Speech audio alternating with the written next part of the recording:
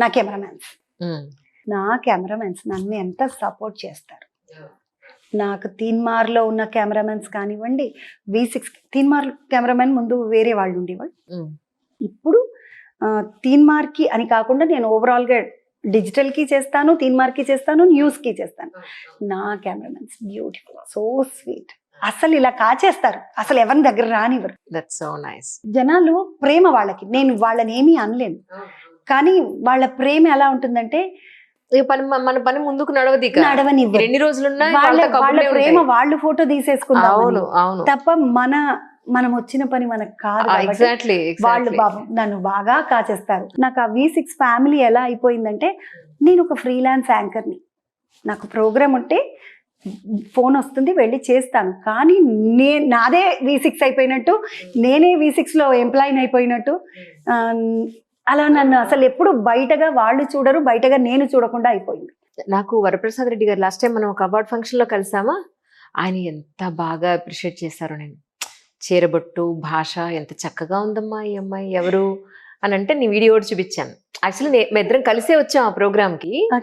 So వెళ్ళేటప్పుడు ఎవరు ఏంటి చాలా బాగుంది ఆ అమ్మాయి భాష అని అంటే, ఇదే కాదండి తెలంగాణ లాంగ్వేజ్లో కూడా ఏంటి ఈఎంఐ ఒకళ్ళేనా అన్నారు ఆయన. అవునండి ఒకళ్ళేనండి, ఇక్కడేమో చాలా పెద్దగా ఉంది అమ్మాయి, ఇక్కడేమో చాలా చిన్నపిల్లలా ఉంది అని అన్నారు. So he felt so happy about your presentation పాప, కెన్ యూ బిలీవ్ ఇట్. చాలా బాగా ప్రజెంట్ చేశాను. అందులో అందరూ పెద్ద పెద్ద అవార్డీస్ వాళ్ళు అక్కడ ఆ రోజు మీరు హోస్ట్ చేసిన ప్రోగ్రామ్ది.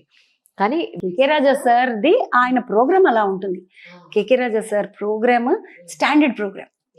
ఇప్పుడు ఎంతో మంది ఆర్గనైజర్స్ ఉన్నారు, ఎంతో మంది ఈవెంట్ మేనేజర్స్ ఉన్నారు, కానీ కేకే రాజా గారి స్టాండర్డ్ అలా ఉంటుంది.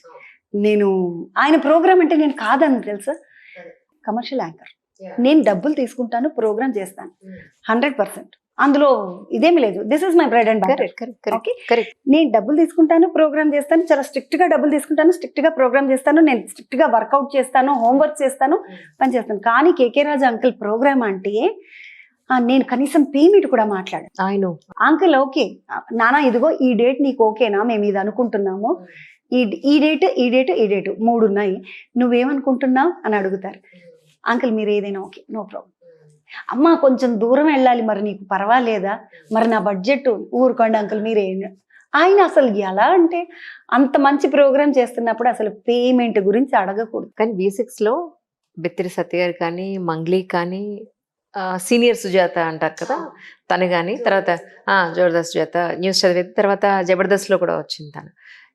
నెక్స్ట్ మీరు కానీ వన్ బై వన్ ఎటు చూసుకున్నా చాలా ఫేమస్ ఫెమిలియారిటీ ఉన్న పర్సన్స్గా తయారైపోతారు. తర్వాత అది ప్రోగ్రాంలో ఉన్న పవరా లేకపోతే అందులోకి వచ్చే వాళ్ళకి ఆ ఫేమ్ ఉండి వస్తారా, వాళ్ళకి రాసి పెట్టి ఉంటుందో తెలియదు, కానీ మీరంతా కూడా ఇక్కడ సత్తి గారు కానివ్వండి, జోర్దార్ సుజాత, మంగ్లీ, నేను సుజాత, చంద్రవ్వ అనుకుందాం పోనీ, చంద్రవ్వ, ఇంకో సోకాళ్ళు బుచ్చవ్వ, ఎవరొచ్చినా అక్కడ నిలబడతారు. Because their script is that much strong. అంతే, వాళ్ళ స్క్రిప్ట్ రెడీ చేసుకునే విధానము, ప్రతిరోజు పొద్దున ప్రోగ్రాము, ఈ రోజు తీన్మార్లో ఏం వేసుకోవాలి అనే ఎంత పకడ్బందీగా ఉంటుందంటే, ఎవ్రీడే మనం ఇప్పుడు రోజు చేసే ప్రోగ్రామే 4 ముక్కలు రాసేసుకొని వేసేద్దామని, వాళ్ళంత స్ట్రాంగ్గా వాళ్ళ డెడికేషన్, వాళ్ళ వర్క్ ఎంత హార్డ్ వర్క్ అంటే, అలా కూర్చున్న దగ్గర నుండి కదలకుండా పనిచేస్తుంటారు. ఆ రఘు గారు కానివ్వండి, నరేందర్ కానివ్వండి, ప్రకాష్ కానివ్వండి,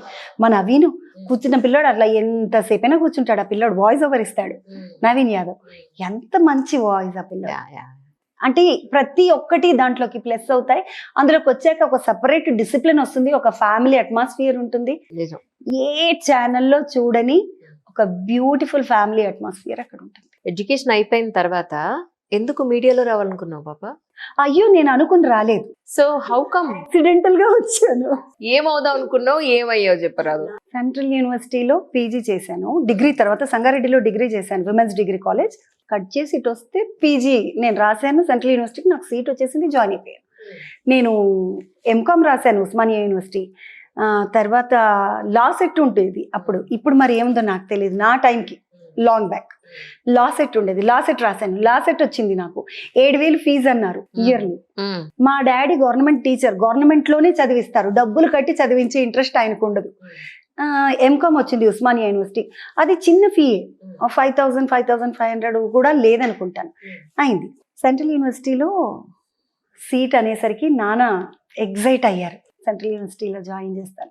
అయితే మళ్ళీ అనుకున్నాం కూడా మేము, సెంట్రల్ యూనివర్సిటీ అంటే ఖర్చు, సెంట్రల్ యూనివర్సిటీ అంటే డాన్స్, క్లాసికల్ డాన్స్కి అంజలి బిలీవ్ చెయ్యవు నువ్వు, ఇప్పుడు క్లాసికల్ డాన్స్ నేర్చుకున్నా 5,000 కట్టాలి, నెలకి 3,000 కట్టాలి, మంచి డాన్స్ టీచర్ దగ్గరికి వెళ్ళి. అవునవును, అమ్మో వెరీ ఎక్స్పెన్సివ్ ఇప్పుడు బయట. Expensive art.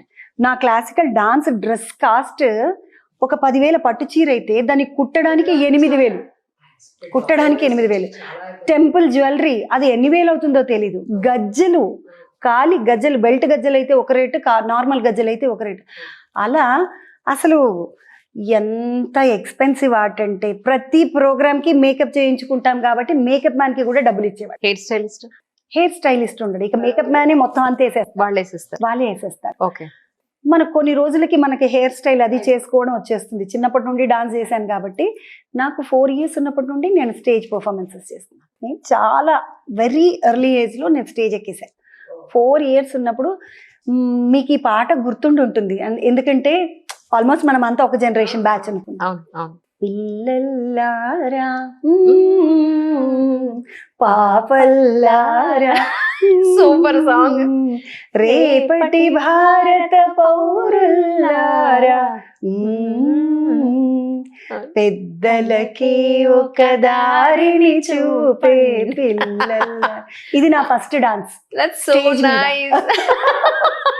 సో ఈ పాటతో జరిగిన నా అరంగేట్రము, అసలు ఎన్ని తిరిగాను, ఎన్ని డాన్సులు చేశాను. అంటే మన టైంలో సినిమా పాటలకి డాన్స్ చేయడం అంటే అది కొంచెం క్లాస్ వాళ్ళు కాదు, వీళ్ళు మాస్ వాళ్ళు అన్నట్టుగా అలా ఇచ్చేవాళ్ళు కాదు, రెస్పెక్ట్ ఇచ్చేవాళ్ళు కాదు.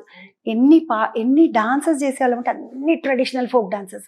నాకు దింసా, కోయా, లంబాడా, ఇది నేను చెయ్యని డాన్స్ అంటూ లేదనుకుంటాను. నాకు తెలిసి ఎన్ని ఫోక్ డాన్సెస్ ఉన్నాయి, అన్ని ఫోక్ డాన్సెస్ చేసేవాళ్ళు. అన్నిట్లో మళ్ళీ మన హైట్ అద్భుతం కదా, ఫస్ట్ నిలబడేదాన్ని. మళ్ళీ నాకేంటి కోపం, పుసుకున్న నేను ఎప్పుడన్నా 2 రోజులు అటెండ్ అవ్వకుండా 3వ రోజు జాయిన్ అయితే, సుజాత నువ్వు సెకండ్ నిలబడంటే మస్తు కోపం వచ్చేది నాకు. మనం ఎందుకు సెకండ్ నిలబడ, నేను మంచిగా చేయనా, నేను ఫస్ట్ నిలబడదా. నేను చెప్పేది నేను ఫస్ట్ ఉంటేనే చేస్తాను, లేకుంటే చెయ్యాను.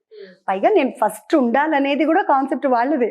నేను హైట్ లో తక్కువ ఉంటాను, గట్టోళ్ళు ఉంటారు, హైట్ లో తక్కువ వాళ్ళు చాలా గట్టోళ్ళు ఉంటారు, కానీ బాగా పర్ఫామ్ చేసేదాన్ని నేను, ఎక్స్ప్రెసివ్ ఫేస్ మనది. సో అలా ఎన్ని డాన్సులు చేశాను, కానీ సినిమా డాన్సులు చేసిన సందర్భం ఎప్పుడూ లేదు. ఎప్పుడు చేశానంటే ఆట 1 చేసినప్పుడు సినిమా పాటలకి డాన్స్ చేశాను.